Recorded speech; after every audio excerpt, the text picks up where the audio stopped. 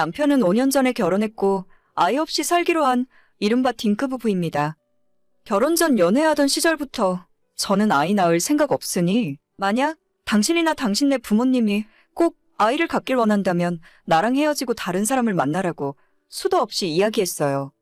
다행인지 불행인지 바보 같은 저희 남편도 평소에 아이를 별로 좋아하지 않는다고 했고 주위에서 뭐라고 하던지 말던지 우리 두 사람만 행복하게 살면 그만이라 하더라고요. 그렇게 3년 연애한 뒤에 결혼을 할 수 있었는데 정말 다행히도 저희 시댁에는 남편 밑으로 남동생이 하나 더 있었기 때문에 저희가 결혼해서 아이 낳고 싶은 마음 없다고 이야기했을 때 어머님, 아버님이 조금 놀라고 당황하시긴 했지만 반대까지 하진 않으셨어요. 그래, 요즘에는 아이 안 낳고 부부끼리 행복하게 사는 경우도 있다더라. 저희 친정이나 시댁이 경제적으로 여유가 없었고 저희 결혼할 때 아무것도 해주시지 못하는 상황이었기 때문에 사실 양가 부모님들께서 아이를 낳으라 마라 할 상황도 아니었습니다.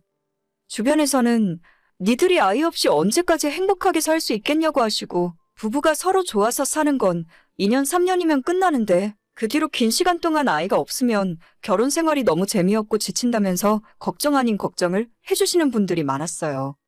하지만 연애 시절부터 지금까지 남편과 저는 8년을 만나고 있지만 아직도 남편이 너무 좋고 밖에 다닐 때 항상 손잡고 다닐 정도로 부부 금슬이 좋습니다. 아이를 키웠을 때 행복한 부분이 있다면 저희는 그걸 포기하는 대신에 경제적으로도 조금 여유가 있고 부부가 함께 취미생활도 즐기고 운동도 하고 여행도 자유롭게 다니면서 인생을 더 풍요롭게 살고 있다고 생각해요. 늙으면 봉양해줄 자식이 없어서 고생할 거라고 하시는 분도 있는데 저는 애초에 자식이 부모를 먹여 살려야 할 의무가 있다고 생각하지도 않고 제가 능력이 없어서 자식에게 기대어 살고 싶은 생각은 더욱 없어요. 요즘 점점 살기 힘들어지고 저를 비롯한 젊은 친구들은 자기 앞가림하며 사는 것조차 버거운 시대인데 어떻게 자식에게 얹혀서 살 생각을 하겠습니까? 그냥 저랑 남편이 열심히 일해서 번 돈으로 젊을 때 하고 싶은 거 다 하면서 살고 늙어서 힘들지 않게 노후 준비도 착실하게 하고 있어요. 저희 회사 부장님 같은 옛날 분들은 애 언제 낳을 거냐고 안 그래도 젊은 사람들이 애를 안 낳아서 사회적인 문제라고 말씀하시지만 저는 정말 좋은 부모가 될 자신이 없는 사람입니다. 남편은 시댁이 조금 가난했을 뿐 그 외에 가정적인 큰 문제는 없었지만 저희 친정집은 조금 사정이 다르거든요.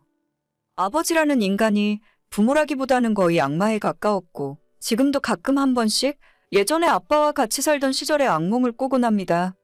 그냥 전형적인 나쁜 부모의 모든 행동을 다 가지고 있었다고 생각하시면 될 거예요.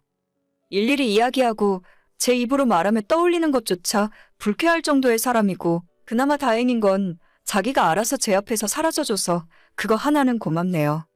그렇다고 친정엄마가 좋은 부모도 아니었어요. 아빠처럼 집에서 난동을 부리지는 않았지만 굉장히 수동적이고 어린 자식을 지켜줄 수 없었던 아무 힘없는 사람이었습니다.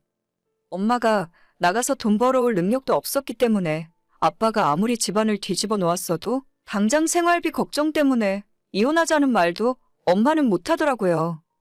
지금도 저 없으면 아무것도 할 줄 아는 게 없고 글도 잘 모르셔서 은행 업무나 간단한 일도 제가 대신 다 해드려야만 합니다. 그래서 결혼할 때 친정에서 지원받는 건 꿈도 꾼 적 없고 지금도 매달 친정엄마에게 생활비 명목으로 50만 원씩 보내드리고 있어요.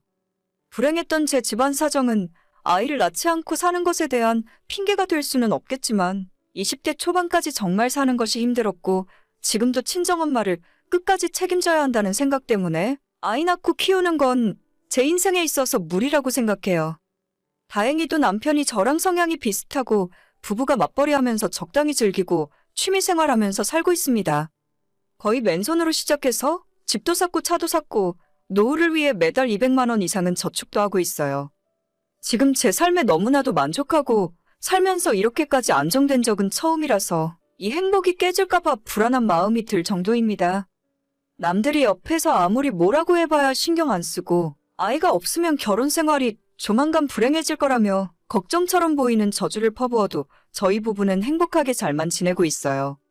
하지만 남들이 뭐라고 하는 건 정말 상관없는데 저희 편을 끝까지 들어줘야 할 가족들이 차별하는 건 조금 기분이 나쁘더라고요. 아까 처음에도 이야기했지만 제가 시부모님들께 결혼 승낙을 받으면서 아이를 낳지 않겠다고 말씀드렸을 때 그나마 충격이 덜했던 이유는 시동생이 있었기 때문이었어요. 시동생은 남편과 2살 차이 나고 저희가 결혼할 당시에 오래 사귀고 있던 여자친구가 있었고 저희 결혼하고 딱 1년 후에 시동생도 결혼을 하더라고요. 속도 위반까지는 아니었는데 결혼하자마자 아이를 가졌고 다행히도 건강한 남자 아이를 낳아서 시부모님들의 걱정을 한 방에 모두 날려버렸습니다. 저도 그 부분에 대해서 고맙게 생각하고 있고 만약 시동생이 없거나 그쪽 부부도 아이를 갖지 못한다면 괜히 저한테까지 불똥이 튈 수도 있었기 때문에 이 집안 전체의 큰 경사였죠. 제가 아이를 별로 좋아하진 않지만 조카에게는 많이 신경을 써준 편이라 생각해요. 아이를 낳고 살고 있는 주변 친구들에게 물어봐서 젖병 소독기도 사서 선물해줬고 옛날부터 지금까지 아이 옷, 신발, 장난감 등등 섭섭치 않게 선물을 보냈습니다. 저는 죽어도 뒤에서 욕먹는 걸 제일 싫어하기 때문에 매번 백화점에서 고급스러운 것들로만 선물했어요. 그뿐만 아니라 매달 저희 친정엄마에게 용돈 겸 생활비를 보내드리고 있는 상황이라서 시댁 부모님들께도 명절이나 기념일마다 최소 50만 원 정도는 용돈이나 선물을 꼬박꼬박 챙겨드렸어요. 하지만 지난 5년 동안 가족들로부터 저희가 받은 건 무엇인지 생각해보면 정말 말 그대로 아무것도 받은 것이 없습니다. 친정엄마는 저한테 뭔가를 선물해주고 말고 할 상황도 아니고 시댁 식구들도 정말이지 아무것도 해준 것이 없더라고요. 사실 시부모님 형편이 여유가 없긴 합니다. 저도 처음부터 뭔가 바랬던 적은 없었어요. 결혼할 때도 양가 부모님에게 아무런 지원 받은 거 없이 남편과 제 힘으로 결혼했고 지금까지 열심히 일해서 집 사고 차 사고 떳떳하게 살고 있습니다. 시댁이나 친정 모든 식구들 중에 저희가 가장 여유 있고 편하게 살고 있는 것도 맞아요. 하지만 그렇다고 해서 대놓고 시동생네 식구와 차별당하는 건 조금 기분이 나쁩니다. 저희 시댁에도 명절 같은 때는 과일이나 각종 선물 세트가 들어와요. 개중에는 치약 샴푸 세트 같은 좀 안 좋은 것들도 있고 한우나 과일 세트가 들어올 때도 있는데 시부모님들은 둘이 살면서 그런 거 필요 없다고 하시면서 들어오는 선물을 죄다 시동생을 챙겨주더라고요. 저희한테 한번 가져가라고 말한 적도 없고 저도 굳이 그런 것 때문에 섭섭하진 않았어요. 하지만 이제 와서 생각해보니 5년 동안 사소한 것 하나조차 나눠주실 생각도 없더라고요. 지난달 말에 시어머니 생신이 있었어요. 저희랑 시동생네랑 온 식구 다 모여서 시부모님 모시고 식사를 하러 나갔고 그때 식당에서 고깃값만 20만 원 정도가 나왔습니다. 시부모님은 당연히 식사비를 내지 않으셨고 시동생네도 외벌이하며 애까지 키우는데 여유가 없겠다는 생각으로 저희가 식사비 전부를 결제했어요. 그리고 저는 선물 대신 용돈을 50만 원 드렸고 시동생은 식사 끝나고 어머님과 함께 번화가에 있는 신발 가게로 가서 어머님 등산화를 하나 사드렸습니다. 가격은 세일해서 7만 원 정도였고 그게 생일 선물이었어요. 지금까지 매년 시댁 행사 때마다 이런 식이었기 때문에 당시에는 별 생각 없었습니다. 저희가 아이 없이 살다 보니 여유가 좀 있는 편이었고 저는 항상 남편에게 저희 친정엄마 때문에 미안한 감정을 갖고 있어서 시댁에 쓰는 돈은 크게 아깝지 않았어요. 하지만 문제는 그렇게 식사가 다 끝나고 선물도 드리고 난 뒤 시댁에서 커피 한잔하면서 생기고 말았습니다. 어머님께서 커피랑 같이 먹으라고 떡이랑 쿠키를 좀 꺼내주셨는데 제가 정말 좋아하는 제주도 오메기 떡이더라고요. 몇 년 전에 제주도 놀러 갔을 때 너무 맛있어서 박스로 사다 먹었는데 오랜만에 먹으니 그 맛이 정말 일품이었습니다. 어머님한테 어디서 나셨냐고 물었더니 어머님 친구분께서 제주도 여행 갔다가 현지에서 바로 택배로 보내주셨다 하더라고요. 너무 맛있어서 혹시나 하는 마음에 조금만 주실 수 없냐고 물었더니 어머님도 몇 개 없어서 아껴 먹는 중이라고 안 된다고 하셨어요. 여기까지는 전혀 문제 없고 저도 기분 나쁘지 않았습니다. 요즘 세상에 택배로 얼마든지 주문할 수 있으니까 이따 집에 가면 3박스 정도 주문해서 시어머님도 하나 드리고 시동생도 한 박스 줘야겠다 생각하고 있었어요. 그런데 커피 다 먹고 조금 대화하면서 놀고 있었는데 조카가 갑자기 졸립다고 해서 시동생네가 저희보다 먼저 자리에서 일어났어요. 저희는 집도 시댁에서 가까웠기 때문에 조금 더 있다 가기로 했고 집에 가는 시동생네 부부를 배웅하고 있었는데 시모가 재빠르게 종이 가방을 동서한테 찔러주더라고요. 동서가 생각지도 못했는지 가방을 받다가 바닥에 떨어뜨렸는데 엎어진 종이 가방에서 아까 먹었던 쿠키들이랑 오메기 떡이 대굴대굴 굴러나오는 겁니다. 시모가 깜짝 놀라더니 제 눈치를 살피다가 재빠르게 수습해서 다시 동서한테 주더라고요. 그렇게 한바탕 소동이 있고 나서 배웅을 마치고 다시 소파에 앉았는데 괜히 시모가 저한테 뻘쭘했던지 묻지도 않은 이야기를 제게 하셨어요. 아까 보니까 건우가 너무 맛있게 먹더라고. 그래서 집에 가서 먹으라고 좀 싸준 거야. 그걸 지금 말이라고 하는 건지. 차라리 입 다물고 가만히 있었으면 화가 덜 났을 텐데 괜히 저 이야기 들으니까 열이 더 받고 내가 지금까지 시댁 사람들한테 해준 게 얼만데 저까지 떡 하나 못 얻어먹는 신세인가 하는 생각에 비참한 기분까지 들었어요.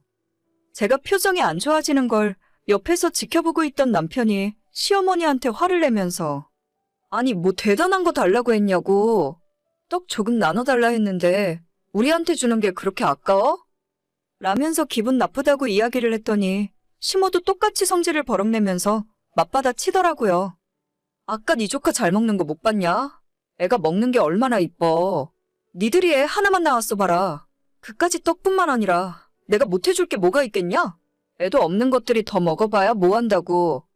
진짜 그 이야기 옆에서 듣고 있는데 내가 지금까지 결혼 생활을 헛살았구나 싶었습니다.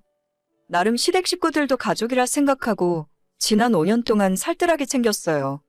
그까짓 오메기 떡 이상으로 집에 좋은 거 생기면 나눠서 먹고 뭐 하나 특별한 거 사더라도 항상 시댁에 보내줄 건 따로 구입해서 챙겨드렸습니다.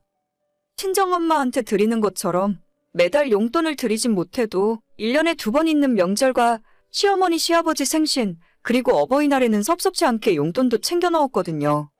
시동생네도 마찬가지로 계절마다 조카 선물 사서 보내고 여의치 않으면 돈이라도 보내면서 필요한 거 직접 사서 쓰라고 한 적도 많습니다.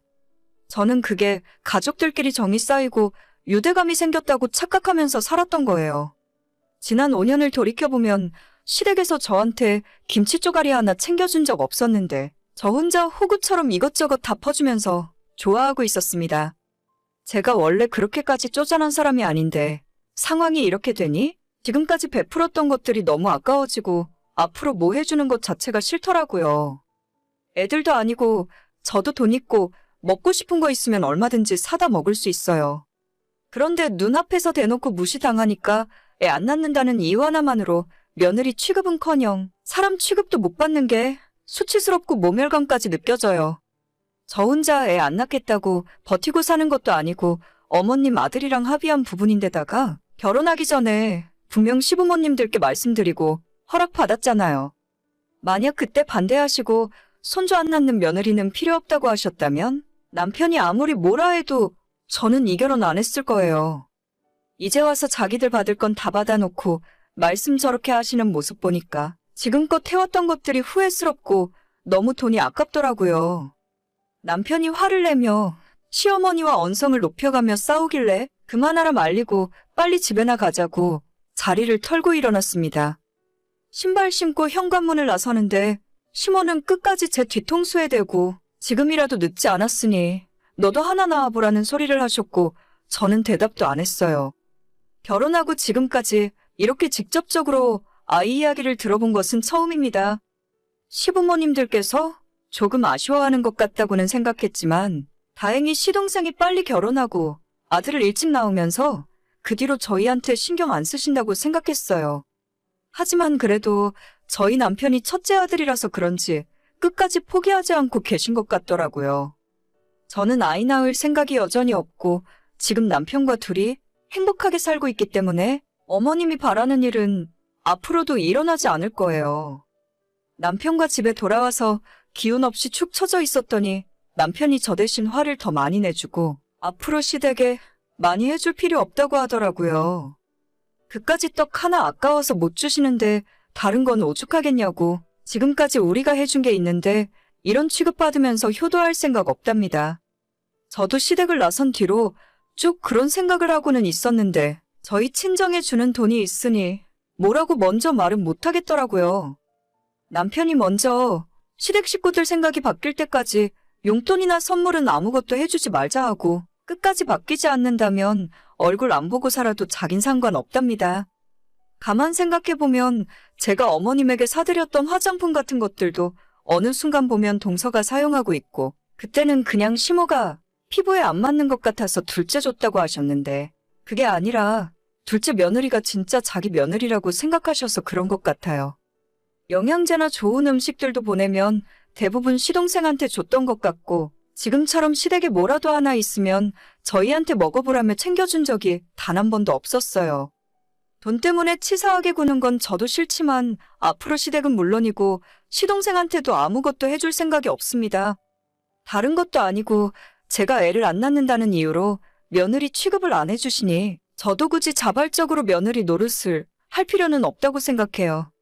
시동생이나 동서도 이렇게 돌아가는 집안 상황을 다 알고 있으면서 입 꼭 다물고 자기들 받을 것만 챙기고 있는 모습이 꼴보기 싫어졌어요. 저희가 조금 여유 있으니 좋은 마음으로 더 챙기고 잘해드리려고 했는데 이제는 자존심이 상해서 더는 상종 못하겠습니다. 이제 다음 달이면 추석인데 저는 그냥 집에서 혼자 쉬려고요.